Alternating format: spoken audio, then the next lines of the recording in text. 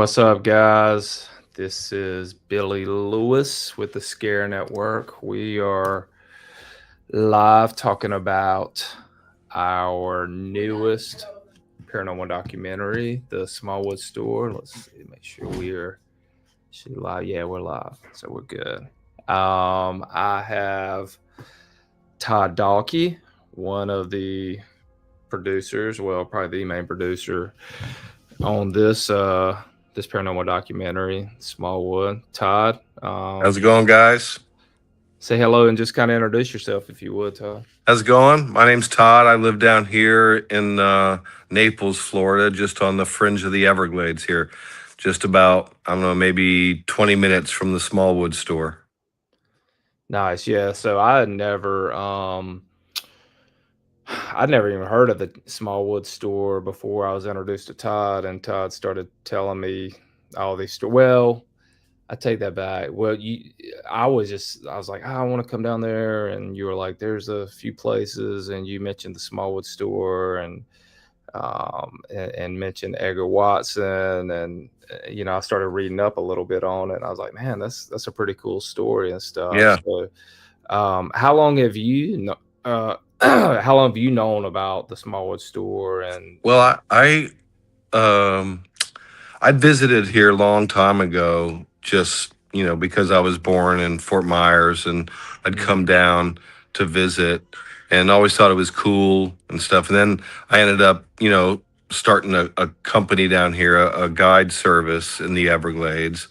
And then that's how I got to know the family and, you know, uh, went over there more often. And then one year they had a reenactment for I guess it was the 100-year anniversary of Ed Watson's murder. Oh, Uh, you never told me about that. yeah, and there was like they had these actors and actresses come out, and it was a theater group that came out and did a play right there Oh, at the store, and they reenacted the whole thing.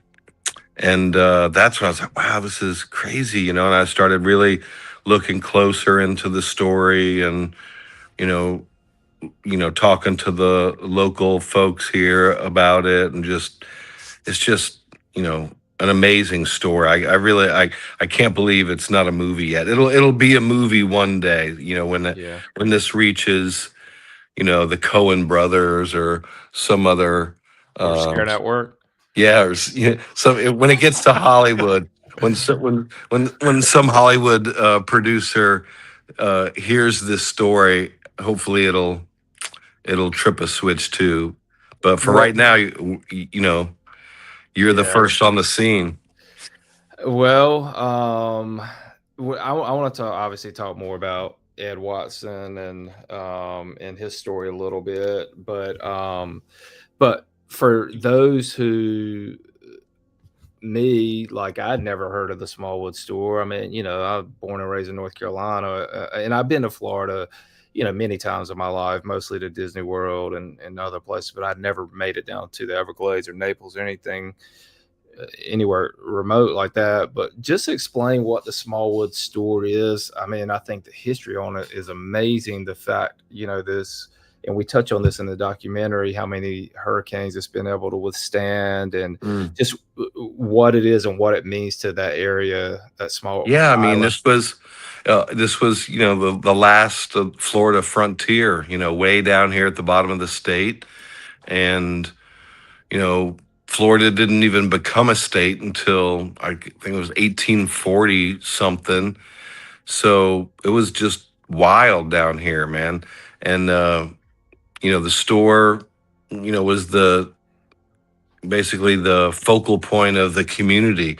You went there to get your groceries and your mail, but you also went there to socialize and meet folks and trade with the Seminole that lived by there. And it was like a social mecca. There's a lot of meaningful things took place there. So all these people that lived on the Everglades and the islands back then, they were on the outskirts, but that store was kind of like the lifeblood or the heart of the area. Yeah. So, you probably know the history better than I do, but um, was the store started in 1906? And I think it was started in a little, not in the exact location it was at right now, right? I think that Yeah, that building was there, put there like what, it 19? used to be. Yeah, it used to be on the ground, the building itself. But Okay. after one of the hurricanes, they raised it, so it wouldn't be flooded again, and it's withstood, all the big ones: Hurricane Donna, Hurricane Irma, Ian. So it's uh, it's built to last, and God, there's no, I think about all the people that went in and out of that place, over the years for that 100 something years, uh, and all the events that happened there, the news that was given there, and that's even before we even get to the murder of Ed Watson. Yeah. Uh, Well, think about even way before that building was even there. Think about the American Indians and whatnot mhm, that lived in that land. mhm. Now you guys explained it. That is Chokoloskee. Is that a man-made island? It's Or- what the archaeologists call a shell island. So, what these paleo people of Florida were doing were, piling up this shell material high enough to live on. And they Mm, did that at the mouth of important waterways. So Chokoloskee sits at the mouth of Turner River. So by living in that estuary, they had an abundance of fish and, you know, um, crustaceans and mollusks and clams and oysters, all that stuff. It's real rich there. So that's why they wanted to build there, and they had those rivers there as their canoe highway to get to the upland area, and they also could control access to that river too. So it was an important place, and they date that civilization back thousands of years. And there's a mound on the island there that's been dated to 2800 BC. So they've been, things happening on that island since before the pyramids were built. and wasn't there? I don't. Obviously, I'm not from Florida, but wasn't there a big Tallahassee War? What was it called? A The Seminole Seminole War? Wars. Seminole War, yeah. hmm When do you know when that was? What years those were? It started, in the 1700s. It was, nationwide. There were the Indian Wars in North Mm, America. And so the Seminole, they realized that Florida was owned by Spain at the time. So they began to come to Florida to, escape the pressures of the Western expansion and everything that was happening up there. So they had it made, for a long time in Florida. They were the first to encounter, well, let me back up. The Spaniards were, the first to encounter the Calusa, the Paleo people of Florida, even on that island. And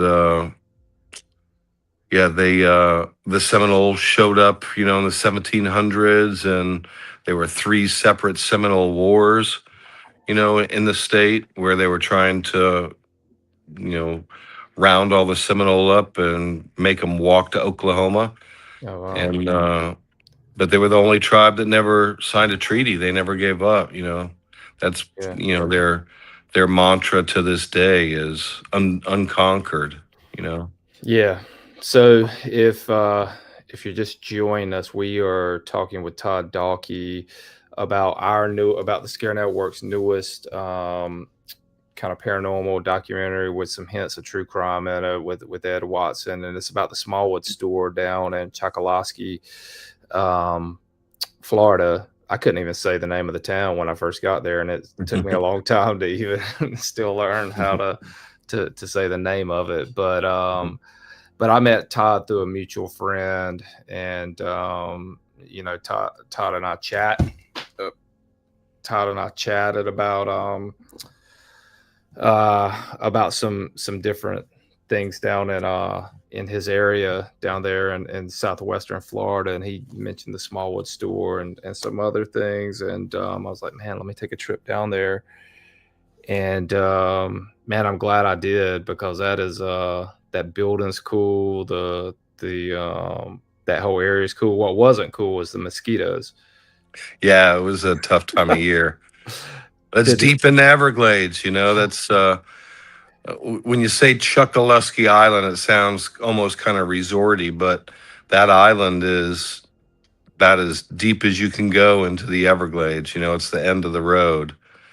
And besides the mosquitoes, there's of course lots of alligators. And yeah, one of the nights we went out looking for pythons with the python hunters yeah. down here. So there's a lot of stuff, a lot of good stories to tell down here.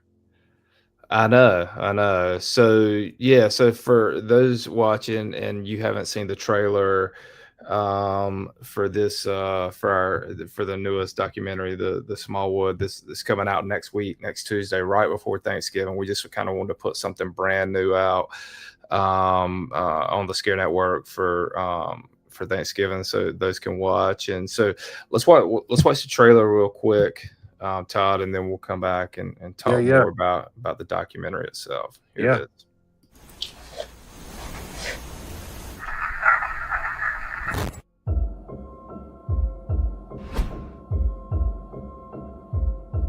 Chokoloskee, This is crazy. Smallwood Store. We've never investigated this place. The store was started in 1906. This building here is over 100 years old. Ted Smallwood purchased half of the island of Chokoloskee, I believe, in 1906 for $600. It has taken on water, I believe, 6 times on this level, last time being Hurricane Irma. This is our gem on the rough island. It's a little piece of paradise down here.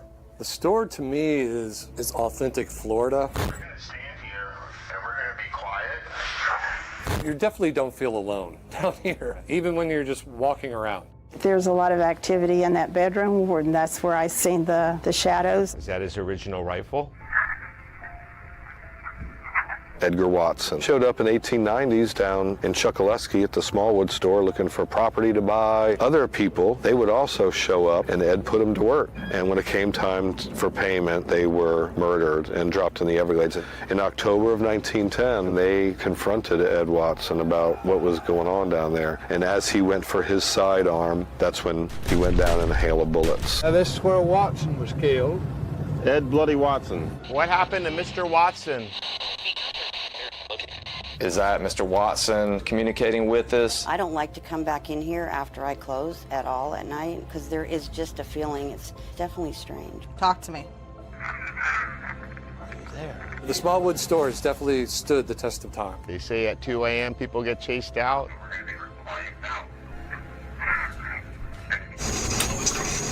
You scared?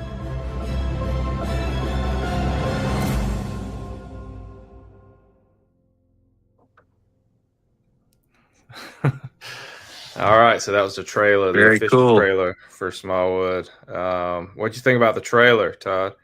Very cool. I like the AI stuff that you were able to use too, man. That looks really cool.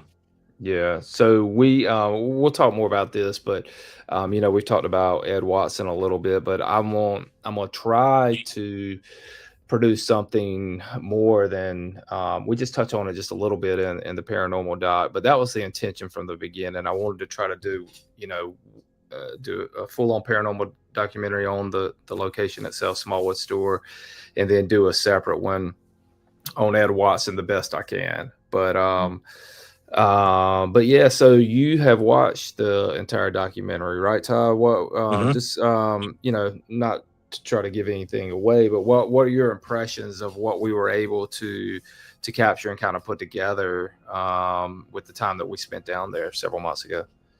It was like you guys kind of connect the dots. After going through this whole thing with you, you hear the stories, from the owners and the people that live there and the people that have had experiences there. And then the investigators come through, and during that investigations, you start to see like these, dots being connected. Like Yeah. you hear things on EVP that match up with the stories that we've learned so far, or names of people or places. That's the really like eerie part, man, to me anyway. That is what gives me goosebumps, is when part of the story, and then through your investigation, whether it's on your EVP device, or what's Yeah. the other, It's called a spirit box, like a yeah, SB7, and that yeah, just basically, it scans through AM or FM channels, most of the times backwards, and you ask questions, and a lot of time you'll just get um, just kind of random stuff. But then when you're getting direct answers for questions you're asking, yeah, then you kind of have to suspend belief. At least that's the way I look at it. You have to suspend belief a little bit and say, hey, is a spirit communicating with me through this device? I don't know. yeah, yeah. That to me is very interesting. Well, the EVPs to me, and I say this all the time, no matter if I'm doing a podcast talking about other locations we've been to, or places we've been, investigations we've done, stories we produced. To me, I think the EVP, which stands for electronic voice phenomena, is the most valid form of paranormal evidence. Um, and basically what that is, and you saw some of them in the trailer, is you're in a location, and you and everyone around you try to be as quiet as possible. You try to wherever you're at in that location, you want it to be as quiet as possible, so there's no outside noise coming in, and you hit record, ask a question, pause for about 10-15 seconds, ask another question, whatever, however many questions, and stop it, play it back. And then, it doesn't happen all the time. I mean, don't think that you get an EVP every single time. But then when you do get something, I think it's pretty crazy, because Yeah, like I said, if everyone was quiet and there was no outside noise, where's that voice coming from on that yeah, recorder? yeah. There's something there. There's definitely some layer of the onion that isn't fully understood yet. And even Thomas Edison at one point was experimenting, or had intentions of developing a patent for what he was calling the telephone to the dead, because Yep. he realized, or he discovered, or detected, or what, there's something here in these recordings, when you're recording ambient sound and play it back, and you can hear things that weren't you know uh weren't readily heard in the moment. Or with your ear. Yeah. Now, when you do hear something with your own ear, um, that's called a disembodied voice, which we started the whole trailer off with, just a disembodied voice, which was crazy because I didn't hear that in real time. And I try to, I talk about this in the documentary, is like, uh, I'm so I'm a perfectionist, and I'm like, you when I first started doing this, I was very naive as far as shooting paranormal documentaries and stuff. I was like, man, we'll just go in these locations and I'll just film a ghost just walking by, and just very, very naive to it. Mhm. But now I've learned over the years that it just doesn't work that way. And you kind of, these forms of communication that we're talking about, are probably your greatest way of doing a solid paranormal investigation. But you have to be um you can't force it saying something. And a lot of times I'll put if I put evidence in there, um a lot of people be like, oh, well, that wasn't, they didn't say this and that. And I'm like, well, maybe it may not have, but at least I'm gonna put it out there and let the audience decide. Mhm.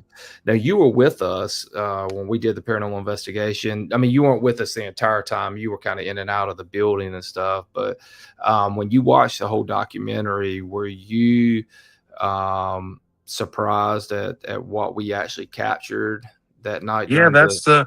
it's one thing if it just, you hear somebody say, "Get out, ooh, get out." Yeah. But when they start, when you start hearing phrases and words that like have a direct connection to the history, Yeah. then that's something different. That makes you like really think like, what in the heck, man? Yeah. You know?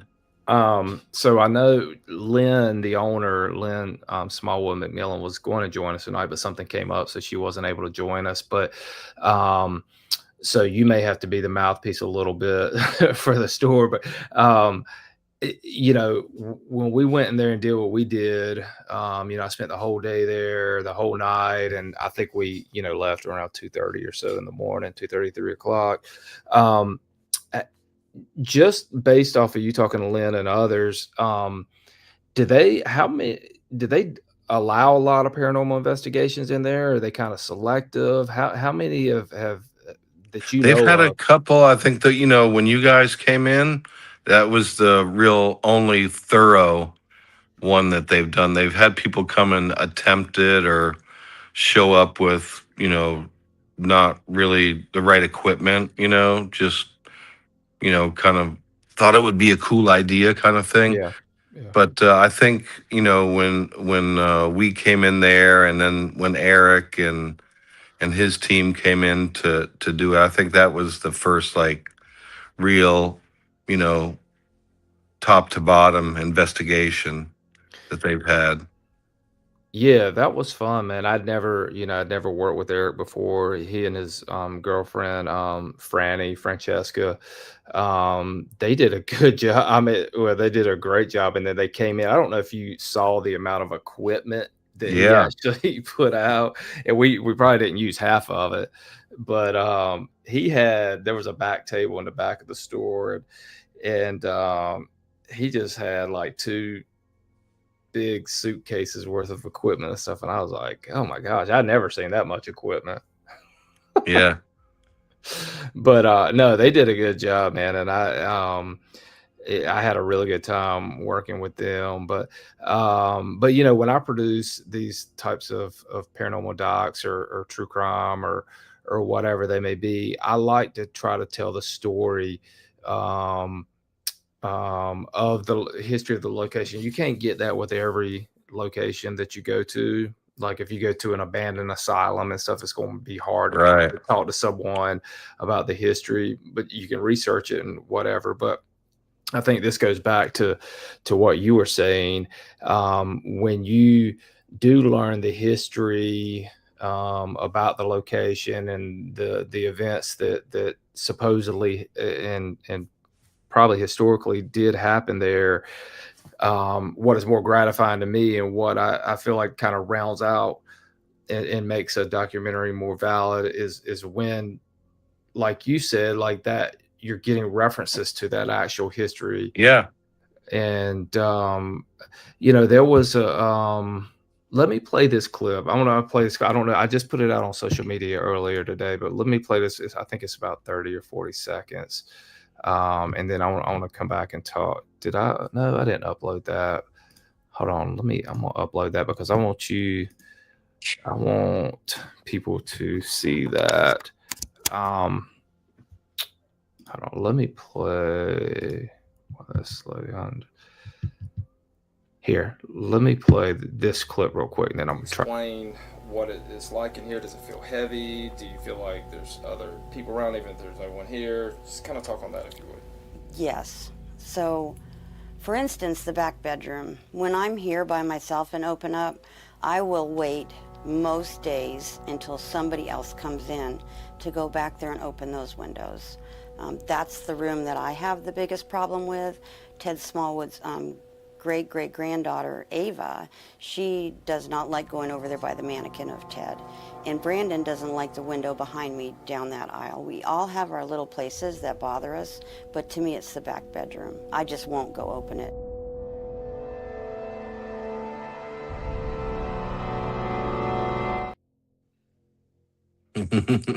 the back bedroom. Do you know? Yeah. I'm uploading another clip and we'll play it here in a second. But do you what was the purpose of the back bedroom from the beginning? Did you know if Ted Smallwood and maybe they may have stayed there some? Do you know what the purpose was?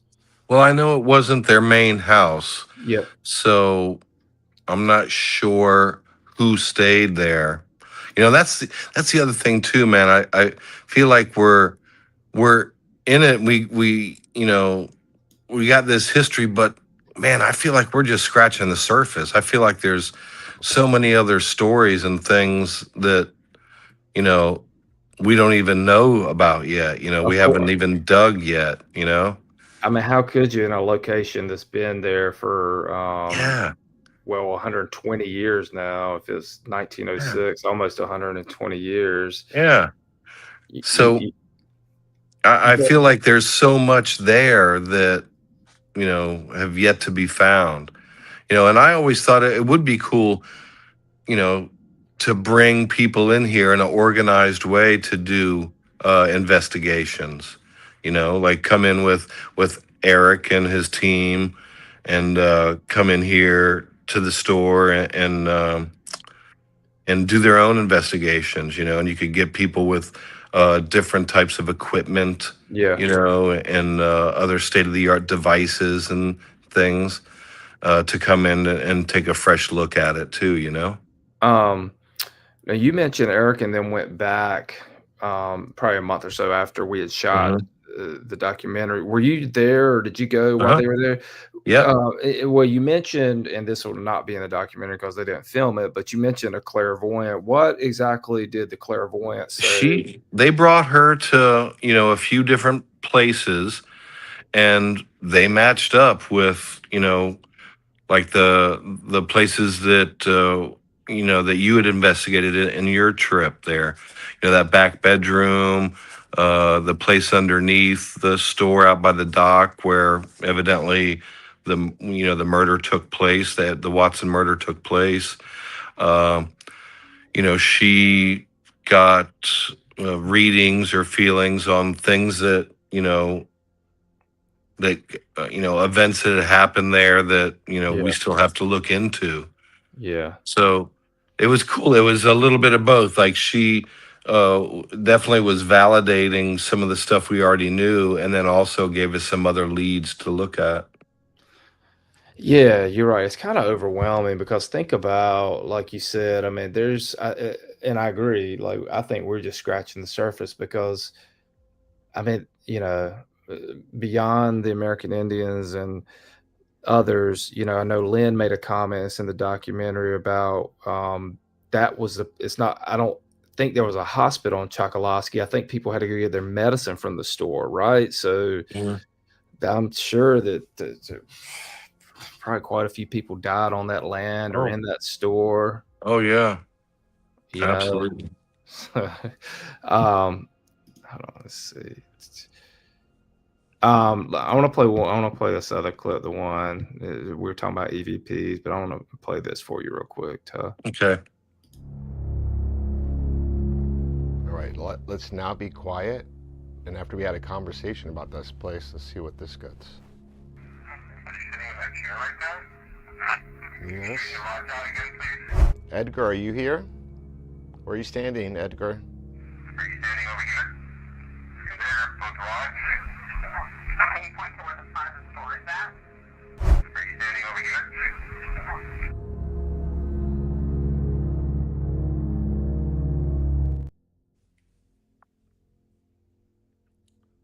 Telephone to the dead. Dude, that was an EVP, and um,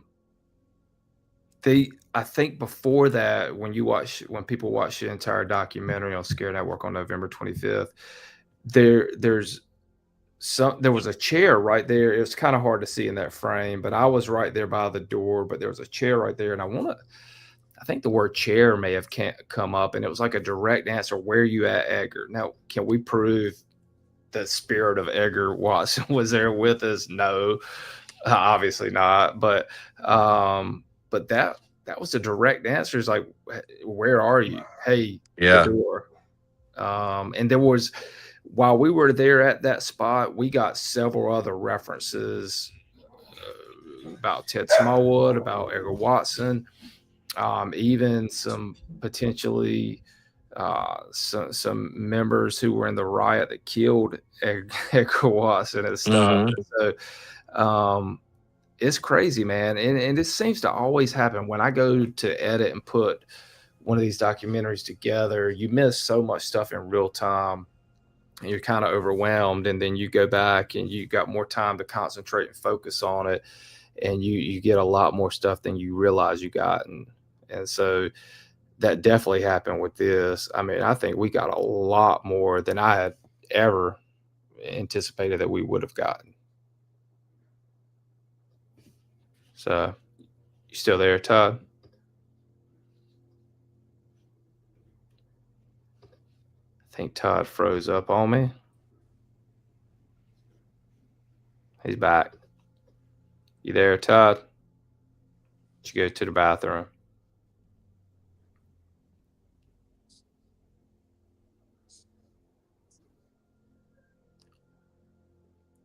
So anyway, so we are talking about our newest documentary, Smallwood. It is about he's back. Sorry about that. No, you're good. It's I was just telling everybody we're talking about the Smallwood documentary. It's about the old Smallwood store down in Chokoloskee, Florida, near the Everglades. Is that considered in the Everglades or just right outside? Absolutely, yeah. It's right in the middle of Everglades National Park. Okay. What is, I never really grasped the area around there. Is it called 10,000 Islands? What is that? Just a lot of little islands out in that area, or what? Yeah, they're mostly like mangrove tree islands, but there's some that are shell islands like the Calusa, like Chokoloskee. And then there's some islands that, you envision as islands with a white sandy beach and, but they're mostly mangrove tree islands, but it's just a maze. It's really easy to get lost. Can people I'm sure they have. Do people buy those islands? Are you able to buy them and put houses? No, it's all preserved land now. Okay, so nobody can live on any of those islands? Mm-hmm. Okay. No. I wasn't sure.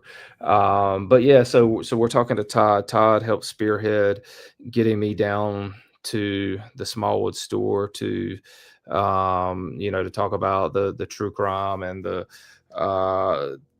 event that happened there, well over 100 years with, and then the paranormal. So let's talk about, we started talking about a little bit in the beginning, but let's talk about Ed Watson, if you would, Todd. Just kind of, we don't have to get in a long drawn out story, but just kind of talk about who he is and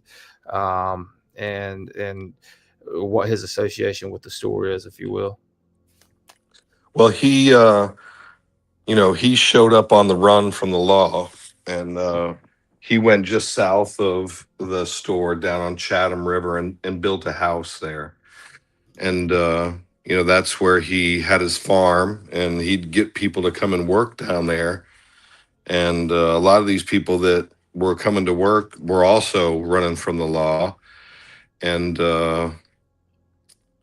they didn't make it out. He, instead of paying them, he murdered them and dumped their body in the Everglades. That went on for 20 years until they finally, confronted him about it in front of the store that day, 1910.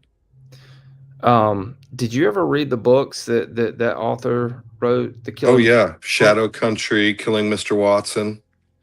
No, I think Lynn told me, did that author, which she's passed away now, but didn't she say that, or did he try to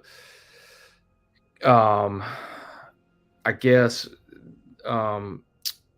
not recreate, but he went kind of lived like what Ed Watson lived to try to prove or disprove if he was killing his workers. Does that make sense? He kind of put himself in Ed Watson's shoes. Does that make sense or not? I don't know if that, by the time Peter Matheson came around, that house was long gone. Yeah. So I don't know if he was ever able to actually stay in that house. Not stay. He might have when he was a young. Not stay in the house, but just kind of visited the places Edgar Watson went to the farmland, did Hmm. all the stuff. I guess just to I'm prove it. sure Peter Matheson did a lot of extensive research. Yeah, What based off of his books, what are your it's the what do best account of the story that we have. What he put together. do do you think Edgar Watson was a killer? Was he really killing his farm workers, or was it his right That's hand the guy? beauty of the story. When you and I went out to the graveyard, what Yeah. did we see? His headstone was the only one that had flowers on it, and supposedly he's a big serial killer, murderer. Yeah. So there's no telling. A lot of people called him like the first serial killer in the either United States or Florida. Yeah. So that's an interesting story, and obviously his footprint um, is all over the Smallwood store because his blood was shed right out there. So yeah, I'm excited to put something together more about. Oh, look who decided to join us. Oh wow! Just this guy just decides to jump in, save the Trying to day here. spice things up here. No, we're talking about Edgar Watson and Hey, Todd. Hey, how's it going, Eric? Hey, it looks like I got a delay on my side. Is that just me? I look okay?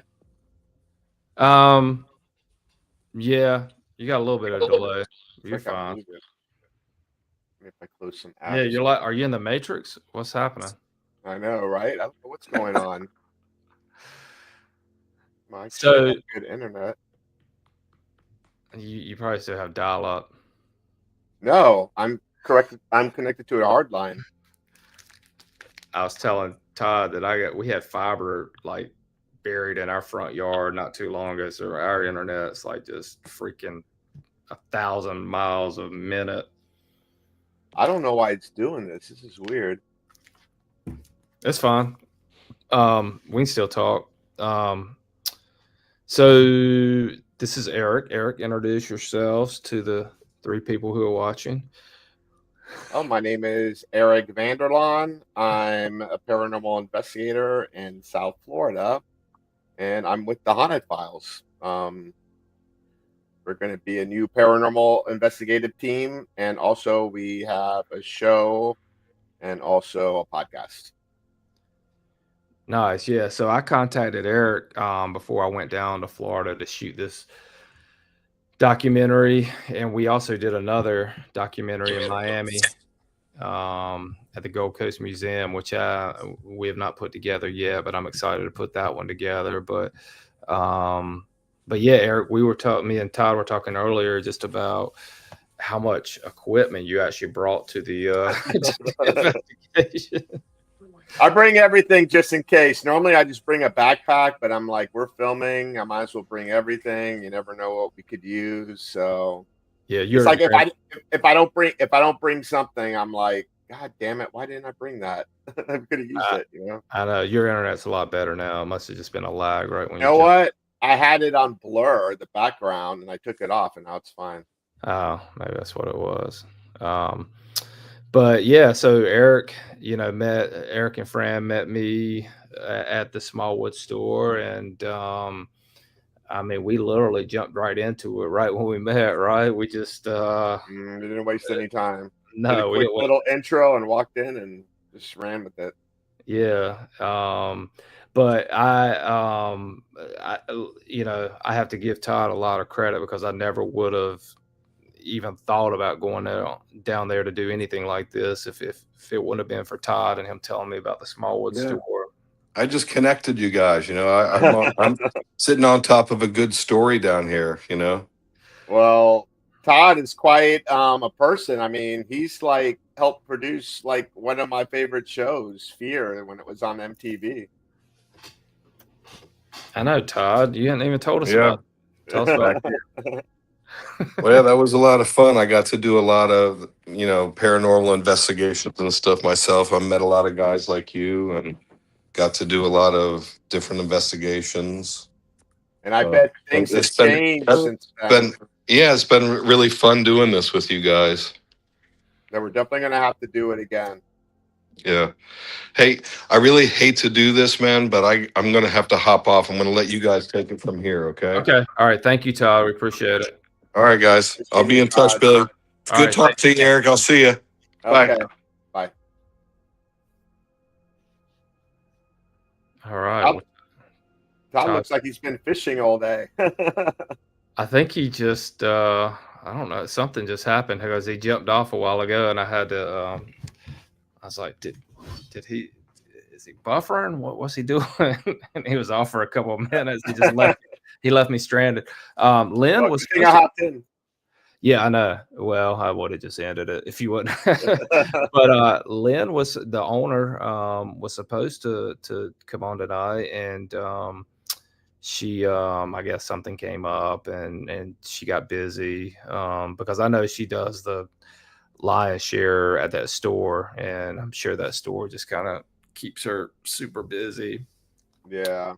So I would have loved to have to heard more from her and just heard more from well, I don't even know if she's watched it yet, watched the whole documentary and stuff, but let's Dude, I can't believe like we investigated that night and I'm like, yeah, we got some EVPs here and there.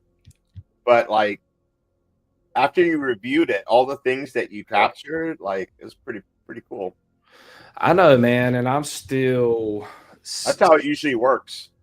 Yeah, and like I was telling Todd, I mean, some of the EVPs that I put in there, I mean, they're iffy, but I think that kind of happens on a lot of paranormal investigations. But there were voices, right? There definitely were, and when I was not able to decipher or make out, I'd put a graphic down at the bottom that says inaudible talk because there was something there. I'd sit here and listen to it on my headphones 15 times and I still couldn't make it out. So I wasn't going to try to force a word or whatever. But when in doubt, throw it out. That's my saying.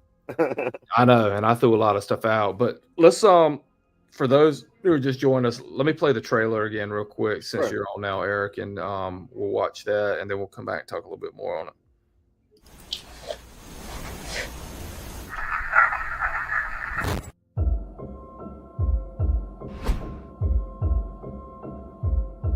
Chokoloskee. This is crazy. Smallwood Store. We've never investigated this place. The store was started in 1906. This building here is over 100 years old. Ted Smallwood purchased half of the island of Chokoloskee, I believe, in 1906 for $600. It has taken on water, I believe, 6 times on this level, last time being Hurricane Irma. This is our gem on the rough island. It's a little piece of paradise down here. The store, to me, is authentic Florida. You definitely don't feel alone down here, even when you're just walking around. There's a lot of activity in that bedroom, and that's where I seen the shadows. Is that his original rifle?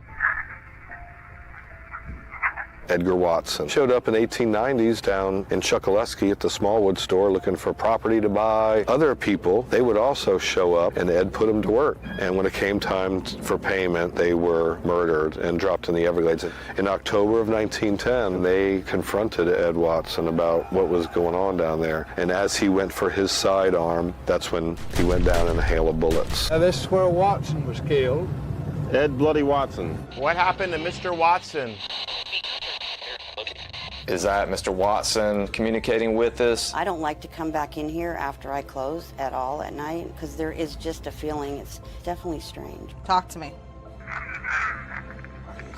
The Smallwood Store has definitely stood the test of time. They say at 2 a.m. people get chased out.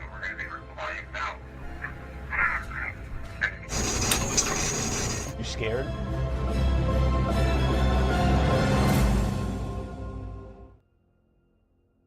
Dude, said my name. what about the devil comes here?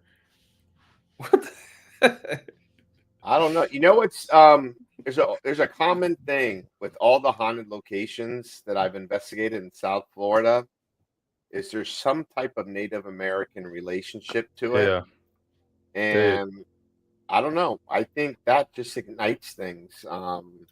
Me and Todd talked about that for about 5 minutes. We were just talking about, way before Ed Watson and Ted Smallwood. And just imagine the death and the heartache and the tragedy that happened on that land, which not just there, pretty much, I mean, a vast majority of the United States, but, Todd was saying that they've traced Indians back in that area, that shell island of Chokoloskee, 2800 BC. I mean, we can't even wrap our heads around that as human beings. How long? There were like almost like cities, like developments, like all along the area with all those little islands. That's crazy. And then you mix in the Edgar Watson stuff and the fact that, I mentioned earlier, Lynn said that there wasn't a hospital in Chokoloskee, so people had to come and get their medicine from there. So imagine the sick people that probably died in the Smallwood Store. In the early 1900s. It could have been yellow fever. I mean, Spanish you were flu. there. The mosquitoes were like on steroids. They were huge. Oh my gosh, dude. I thought mosquitoes were bad where I live in North Carolina, dude. I've never. And we were there, was it May? June. We were there in May? June? Okay. Yeah. So we went back later, like a month later, and it was so freaking hot. Franny, Mary Lynn, who was our psychic medium that was there, and other lady that was there, it was so freaking hot that they had to take turns and sit inside the car with the air conditioning on. That's how bad it was. Yeah. Well, you remember that how night? the hell could you live in those conditions in those days? Yeah, with no air conditioning. But that night, man, I got there at like I think 10 o'clock in the morning, 9 o'clock in the morning, and I never left. I went to the store to get a drink and got something to eat, but I never left, and I pretty much stayed there till 2:30 in the morning, 3 o'clock in the morning. And I'm telling you, my shirt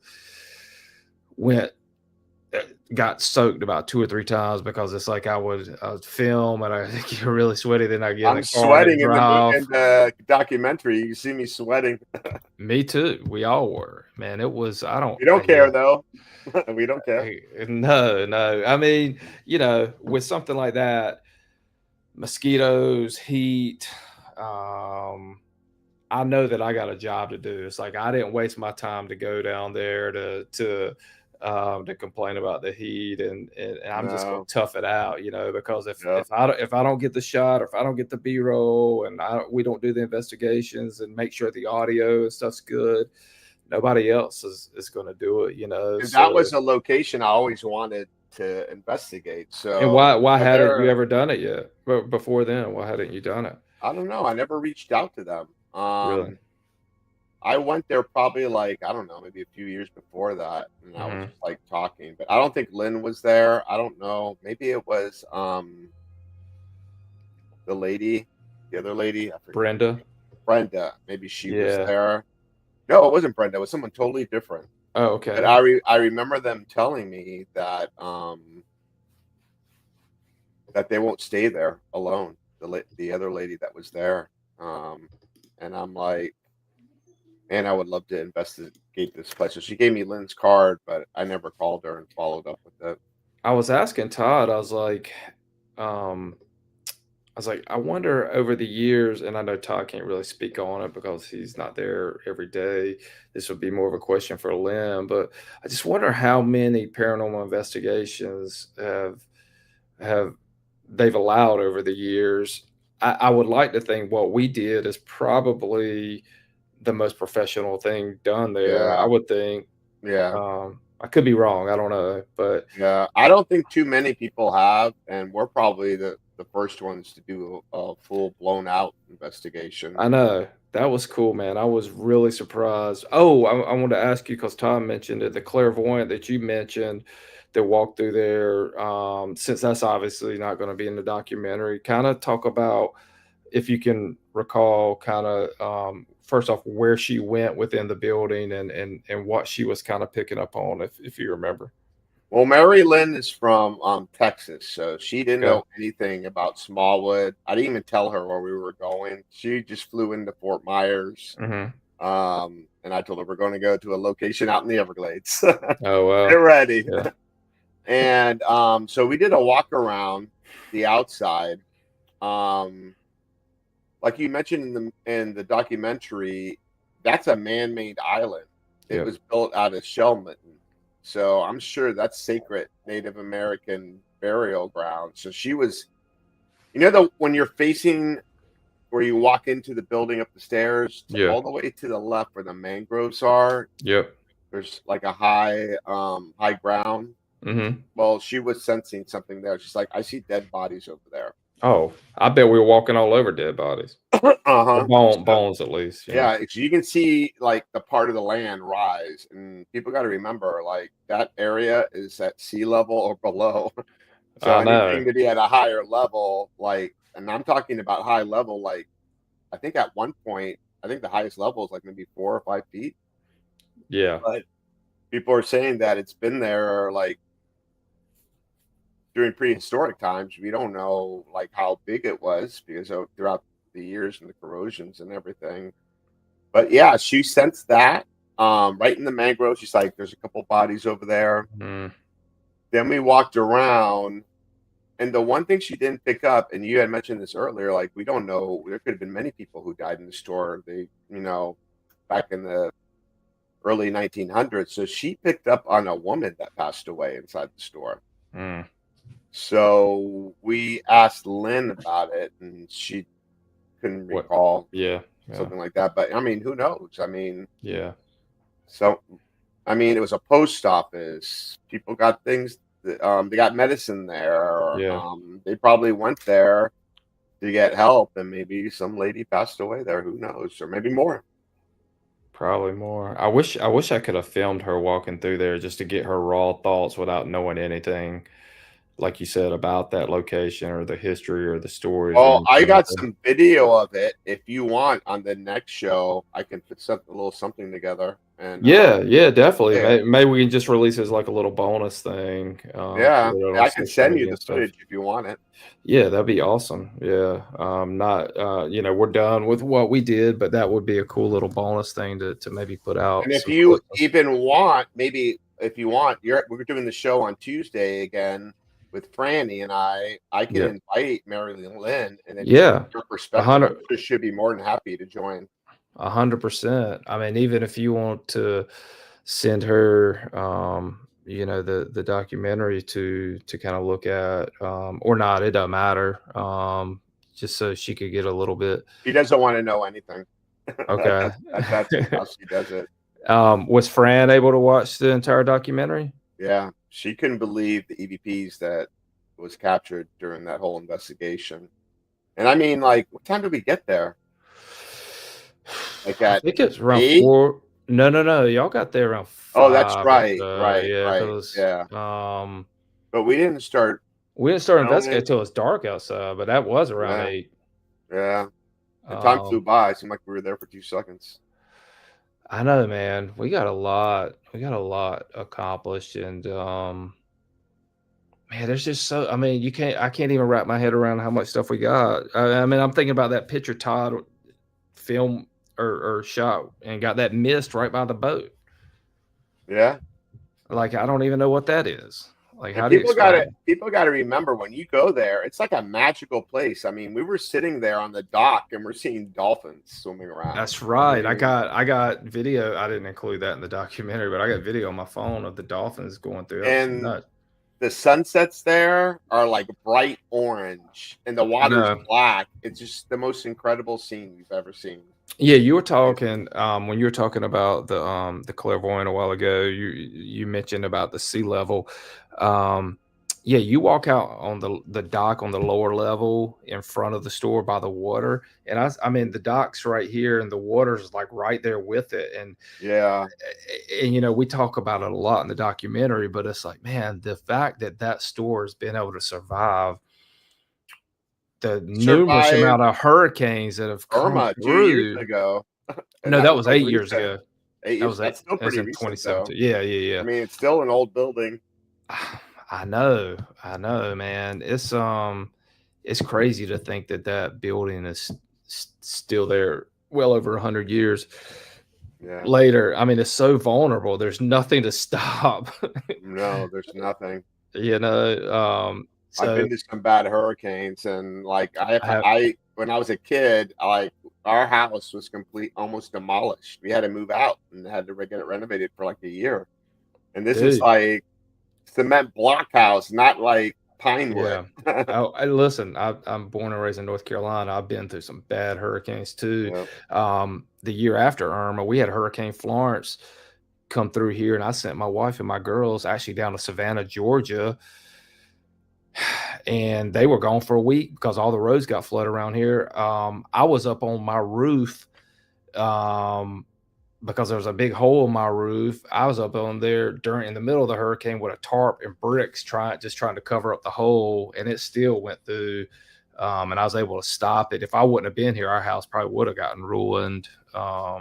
Thank goodness, but they were gone for like a week. Are you close to the coast? Yeah, we're right on the. You've been to Wilmington. I'm right by the beach. Oh, okay, you're right by Wilmington. I'm a mile. The beach is less than a mile from our house, the intercoastal and stuff. Yeah, so you know that was bad. Then people like had the flooding up there. That's what it was from. A lot of the flooding happened after the fact. So much rain. Yeah. That hurricane just set over the top of eastern North Carolina for like 3 or 4 days, and it just made all the rivers rise, and so many people lost their houses and stuff from flooding. But you know that increases paranormal activity. All that crazy change.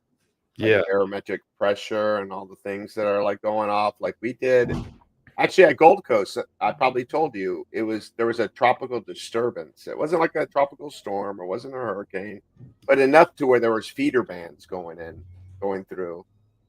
And we were investigating the Gold Coast Rail Museum till we were there till like 5:36, and it during the hurricane. During the storm, it was. I mean, we had rain going sideways inside the hangar. How long ago was that?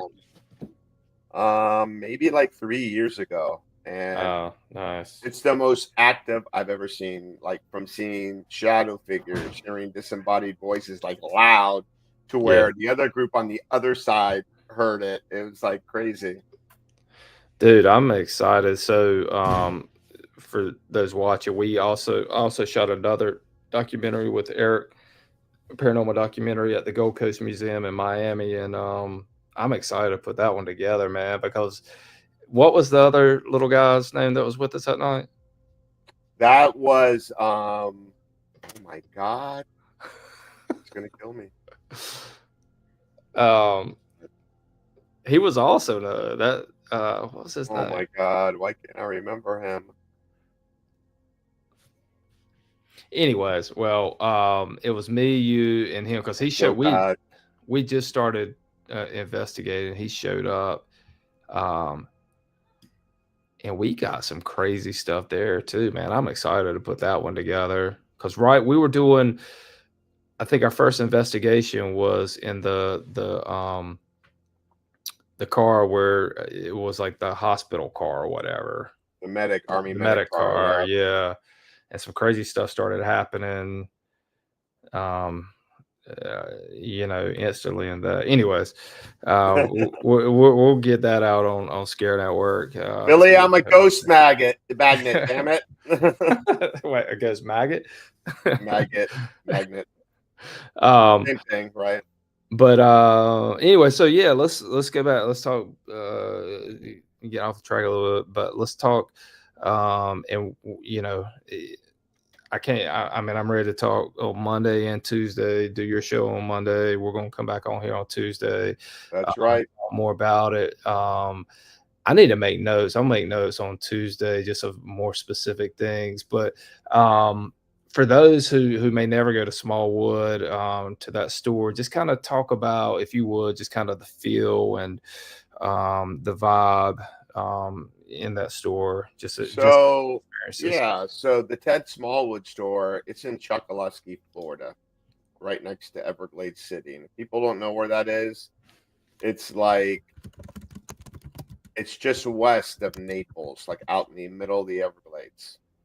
So you go out there, and there wasn't a bridge there back then, but you take a bridge, you drive through there, and it's the locals there are like, the houses are built like Smallwood Store. They're up high. Yeah. Because of flooding and hurricanes and things like that. And then when you start driving towards it, right before you pull in the road to drive up there, you can see like the mound, the part of like the highest part of the island. It was Shellman. It was like a burial place. So it's it's on stilts. I want to say, what is it, like 10 feet high?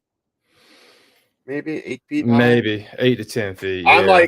like 6'1", and I like my head. Yeah, maybe like 7 because Yeah, my because head I always walked touches under it, and I didn't have that much headroom, and I'm right under 6 foot. So yeah, it's not. I would have thought they would have put it on higher stilts, to be honest, but but who knows? yeah, like when you walk in there, they have like a lot of artifacts there. They have a lot of stuff there from the day when it was a general store. Yeah. They have like the little post office area where they collected the mail. They have a medicine area where the medicines used to be. You know what? I don't know why, but at every haunted location, there's mannequins. It has a mannequin of Ted Smallwood sitting in the rocking chair. That was a serious mannequin. Yeah, and there's Indian artifacts, Native American artifacts there. Yeah. There's a guy there. Man, I forgot his name.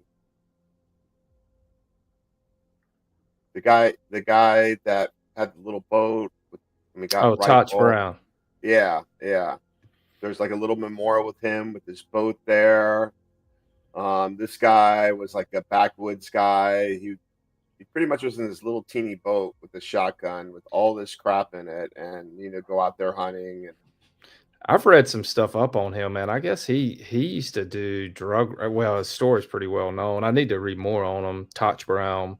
I guess he's pretty well known in that area, but I guess he used to do drug running and some other stuff. I think he did some that prison wouldn't surprise me because when I graduated high school, I went into aviation to become a pilot.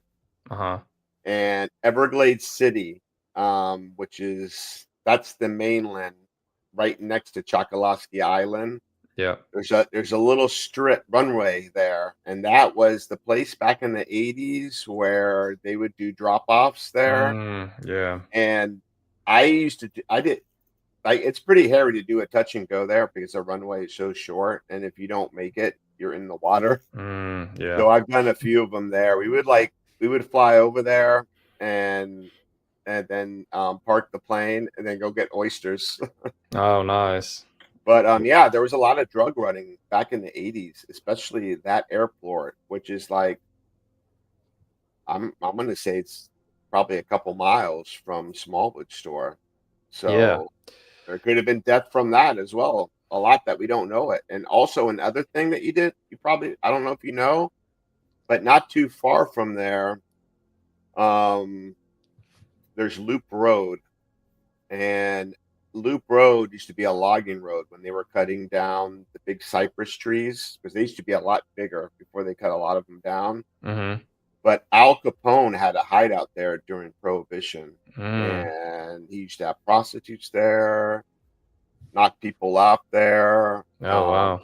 I didn't know that. That whole area has had sightings of skunk ape. I mean, yeah, I shot weird stuff in that area. Oh, dude, I shot a whole skunk ape story while I was down there too. I interviewed Dave Shealy, who's probably got the most famous skunk ape footage ever. He filmed that a couple of different times, but I did a long interview with him. I haven't put that together yet either. Yeah, we filmed that episode not too far from there, the Florida Value Jet crash by the memorial. I know, we were talking about that, man. I wish we'd have had time. I wish I'd have had time to go out there. I distinctly remember that because that happened like a couple weeks after I graduated high school. That was like in the 90s, I believe. Yeah, I graduated in 96. It happened. Well, so I went on a cruise out of Miami my senior year, and I think we flew down to Miami, and I think that crash happened right around the same time when we went on that cruise. So it would have been like May or June of 96, I believe. It was so tragic, man, that happened. Yeah, it was. but I wish uh, how active was that location?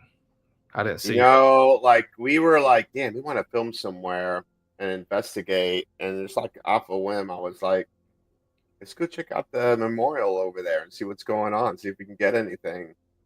And the memorial is probably like not hundreds of yards. It's not even a half a mile. It's like a really close to where the actual crash site happened. Yeah. And the memorial is pretty cool. It's a triangle of pillars, and each pillar represents a passenger that died on that airplane.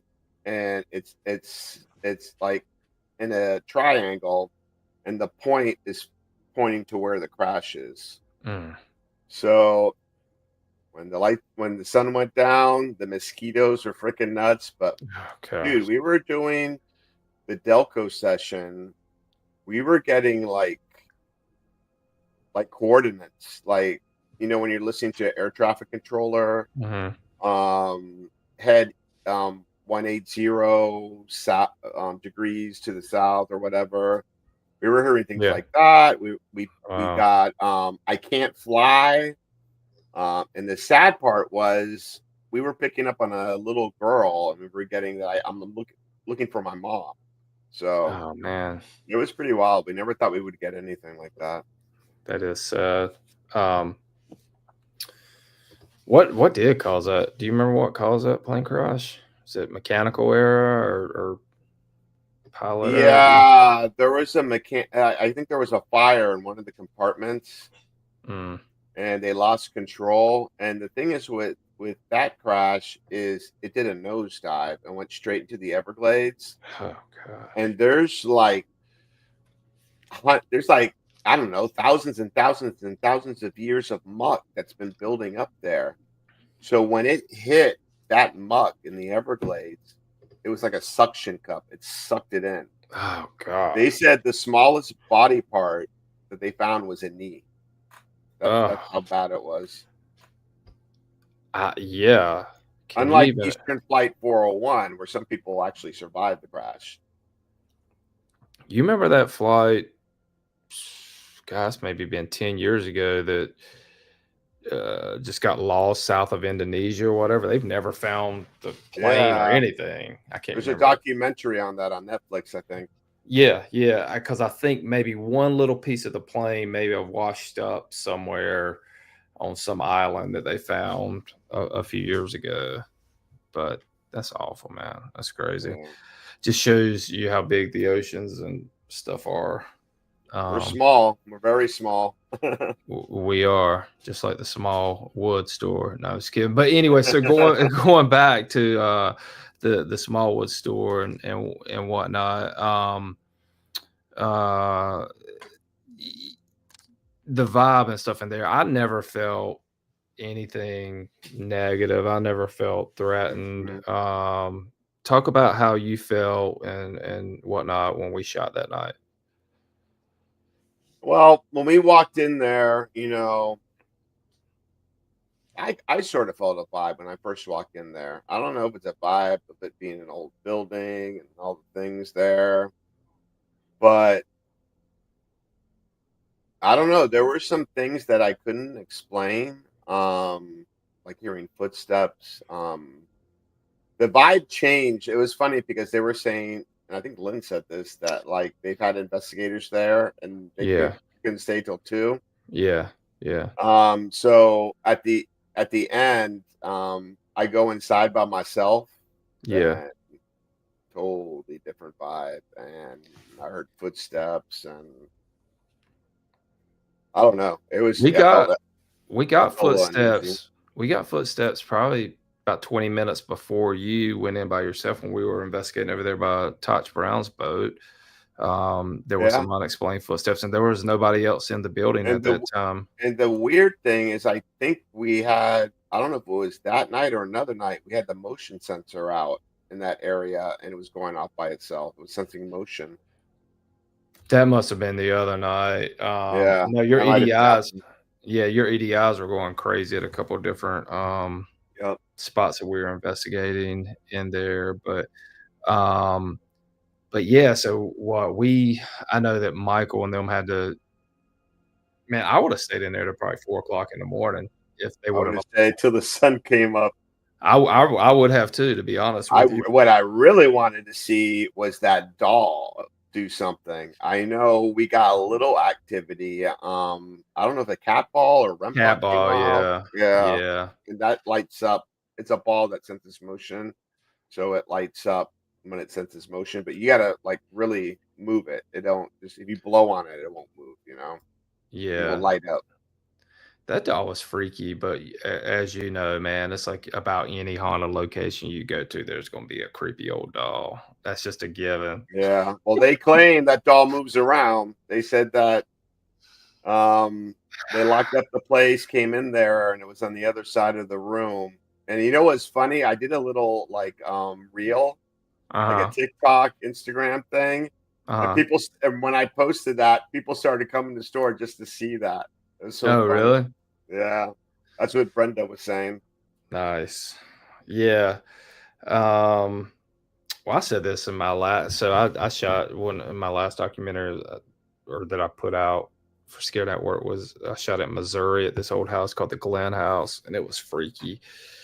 They had a ton of dolls in there too. But that house was cool, man. That house was built in like probably 1870s, 1880s. And I said this in the last one I was with the investigators I was working with on that project. I was like, man, I wish these dolls would just get up and just start dancing. And one of the guys was like, I don't. He's like, you won't see me again if that happens. Well, the Smallwood Store, Chokoloskee Island, it's a magical spiritual place, Yeah. I mean, as soon as the sun goes down, you get the sunsets and the dolphins come out. The only thing that I was a little bit concerned is about crocodiles or alligators. As far as what coming up while we were filming? Yeah, me not paying attention or something because we're pretty close to the water. We were. I didn't even think about that. And then Lynn had that little dog, and the dog was just going all over the place. And I'm like, I mean, we got a python epidemic out there too. I mean, that dog chewed up one of my wireless mics. Oh no! But no, that he don't like that. He don't like that doll though. So I was shooting some B-roll, and I left my audio case that I have all my mics and stuff in on the ground, and I should have known better. And all of a sudden, I hear some thumping around the corner, and I'm on the other side with the camera, and I run around the corner, and he's like dragging one of my wireless mics down that wooden floor, and I'm like, dude, that wireless mic's like $300. Like it's one of his toys. It's fine. It was fine. I put some electric The tape on hazards of filming. Yeah, I know. But in the documentary, Lynn told this crazy story about the little dog being tied up outside, and she's like, nobody tied him up. You remember that? Yeah, that's crazy. She said she was worried about a gator coming up and eating him and stuff. I think they've gotten another little dog since then. I've seen some pictures. Because she said she lives right on the water, and she says sometimes like they'll see like a big old croc out there. Yeah, we got crocs down there too. Crocodiles, is that crazy? Crocodiles, alligators, pythons. I mean, there's alligators and stuff here, but not anything like down there. That's crazy, man. That guy Michael who works at the store, who actually gave a great interview. He didn't even want to give an interview, but I'm glad he did because he added a lot to it. But he was just telling me off camera that he's like, yeah, last week there was a 9-footer in my backyard, and I had to call wildlife, and they came and got her. Like it was just a casual thing. Like there's just a 9-foot gator in his backyard. And then he said he's had to get pythons removed. I was like, oh my gosh, how can you have animals down there? I'd be scared to have an animal down there. You know, one of my good friends works for the Miami-Dade County Venom Unit. Mm-hmm. And they actually had a show on Travel Channel called Swamp Wars. And he's the person that would get calls like, hey, I got a gator in my pool, or hey, I got a python, or, you know, I got a water moccasin, anything reptilian. He was the one that would go there and, get it. Would you rather fight a ghost or fight an alligator? A ghost. Me too. Well, I don't know. I'm more scared of snakes. Oh, I hate snakes too. I just don't like the way they feel. I don't want to feel one. When the heck right? I felt it just to try, and I'm like, ugh. I hate snakes. I feel while I was down there in Florida too, I tried to do a python documentary, or at least a short thing on it. I went out with some python hunters, and they were all ready to jump out of the truck and capture one, and they never did. We never saw any. But I bet we saw 5,000 alligators. Well, it's dark. You could just see their eyes and the little streams and whatever. That's kind of freaky. But yeah, man, I going back to Smallwood and all that, man. First off, I'm grateful and thankful that you and Fran, agreed to help me out and to come and do the investigation and take you guys' time out of your schedule to come and do it. So I appreciate that. I really enjoyed it. We had a blast. And plus you did an amazing job. People got to watch it. I know. So right down there. Exactly. So so just for those still watching, this documentary is going to premiere on November 25th, which is next Tuesday. Exclusively on the ScareNetwork, and I just kind of wanted to release it. I said this earlier when Todd was on, just kind of wanted to release it right before Thanksgiving, just so we could have just a brand new original film out on the platform, something that no one's ever seen before. So I'm excited about it, and I hope people will get excited about it and take the time to watch it. And like I said, I think you and Franny did an amazing job, man, and y'all brought a lot to the table and helped me out tremendously. So that's what I try to do. So but yeah, let's maybe wrap this up, and then let's talk. We're going to do another live here on Tuesday. We'll get Fran on and get, what was the clairvoyant? Mary Lynn. We'll get Mary Lynn on, and then I'll see if Lynn's available. I'd love to get her on as well to just kind of talk to her. I just want to know what her thoughts is after she watched. I don't know that she's watched it yet. I just want to know what she thinks about it after she actually watches. Well, it'll be cool when you come on my show on Monday. Mike will be on, and he knows a lot about the Everglades and all that stuff. He does a lot of hunting, and actually he that's like a place he would love to investigate. So it'd be interesting to hear his input on it. Well, if you haven't already, send him the link to watch the whole documentary, so he can, when we do your show, so he can kind of be familiar with kind of what we got and just the layout and the history and the story and all that stuff. And for anyone that's watching now, you can watch that on the Haunted Files YouTube page. It's the Haunted Files Unplugged radio show, and we'll be live with Billy from the ScareNetwork TV Monday at 9 p.m. Yeah, and we'll talk about the Smallwood documentary and talk about other stuff, and then Eric and Franny and others are going to be on.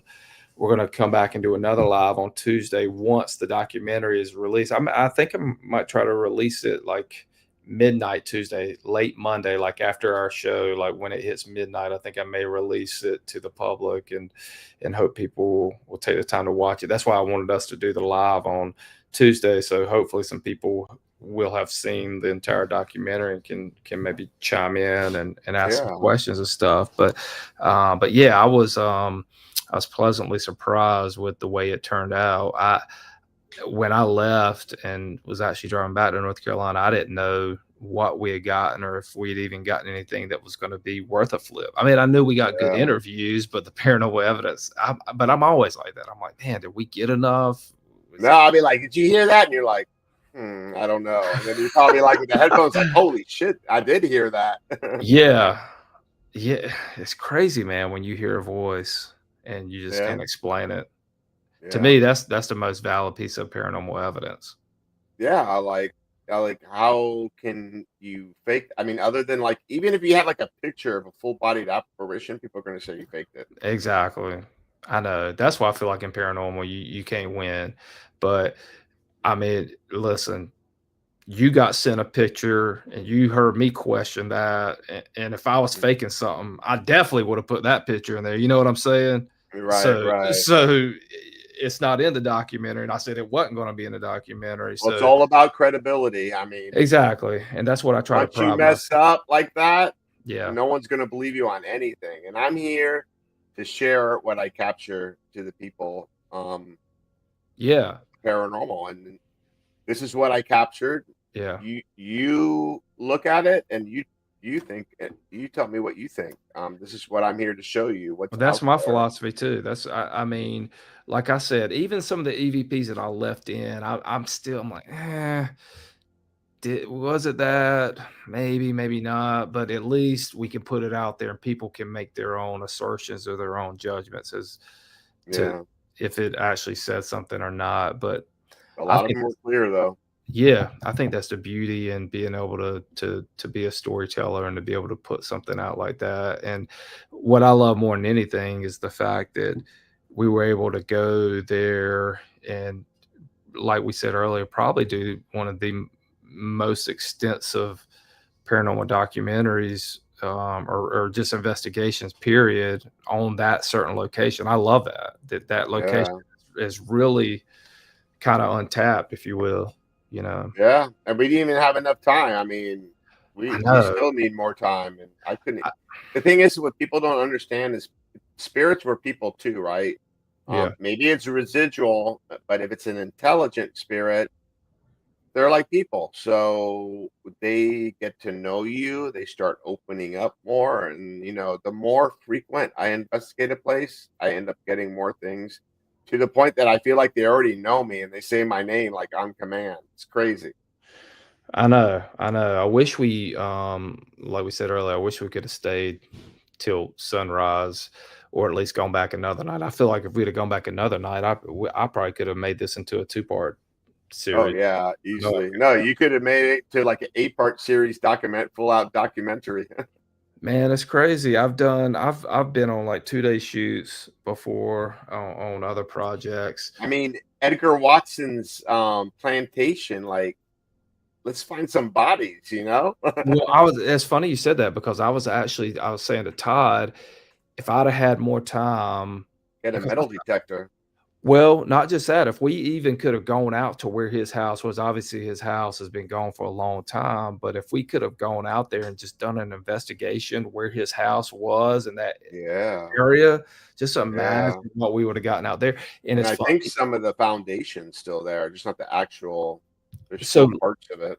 well, Lynn asked, she's like, "Hey, I got a boat going out there." It was like on a Thursday morning at like 8 o'clock, um, but I would have had to stay out there till like 3 or 4 o'clock in the afternoon. I had some other stuff set up and I just couldn't do it. But man, maybe if we can Return to Chokoloskee Island. exactly, maybe we do another investigation at the store and take the time to go out to that island, dude. That would be sick to go. I know that we'd probably be the only one to ever do an investigation out there. January or February, please. Would the mosquitoes be a lot less then? Yeah. Dude. I don't care. I'll get a bug suit, damn it. Hey, we'll just go out there in one of those space suits and nah, that dude, yeah, that's yeah, the mosquitoes. Ah, I Oh, was my covered. daughter, we used to go camping and my daughter would go and the bugs loved her. So I had like a mosquito suit. There's like a net Yeah, from the head all the way to the toe. If you just get in it, cover her head. It's like a little hoodie and like thing over. And she hung man. out. It's happy. When I went to when I interviewed Dave Shealy at his Bigfoot Skunk Ape Museum, we were out back and they've got some little ponds and stuff out there. And I'm telling you, after I interviewed him, I actually interviewed him in like a little hut, but so it was covered. But when we got out, it was raining a little bit, and I have never, and the rental car I had was white. My whole rental car was almost black. I had to FaceTime my wife. It was black. There was just mosquitoes all over the car. Yeah, it's like, what the freak is? Yeah. Anyways, so yeah, we're gonna talk next week. If you're still watching, go subscribe to ScareNetwork. It's only $4.99 a month. Cancel anytime. And at this point, we got hundreds of movies on there. I mean, we got horror movies, we got true crime, we got paranormal, we got monster, Bigfoot, alien, all kinds of stuff on there. Forget Discovery Plus. They got nothing new. I know. What? Ghost Adventures. And it's like, yeah, and then it's like, it's less than half the price. I know, dude, it's $5. You go get a coffee at Starbucks, you're gonna pay more than that. But Big Mac meal is like 3 times more. If you're into paranormal, man, we got some good original stuff you're not gonna find anywhere else. So everybody check it out. But Eric, yeah, thanks for hopping on, man. I appreciate it. And I'm excited to talk next week too, more about it. So all right. Yeah. Everyone have a good night. Go check out Scare Network. Eric, I appreciate it. You have a good night, and we'll talk next week. All right. Take care. All right. Thanks, brother.